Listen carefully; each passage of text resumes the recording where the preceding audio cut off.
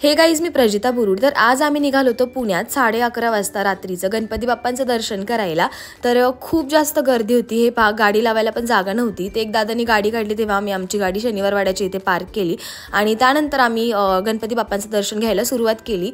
खूप सुंदर सुंदर डेकोरेशन्स तिथे केले होते. गणपती बाप्पांची खूप सुंदर मूर्ती होती आणि खूप छान त्यांचे डोळे होते. नुसतं बघतच राहिलो होतो आम्ही. त्यानंतर आम्ही मानाच्या गणपतींचं दर्शन करायला सुरुवात केली. केसरीवाडा गणपती, तुळशीबाग गणपती, गुरुजी तालीम, तांबडी जोगेश्वरी, परत कसबा गणपती. तसं दर्शन केल्याच्या नंतर आम्ही दगडूशेठ गणपतीच्या इथे दर्शन करायला गेलो.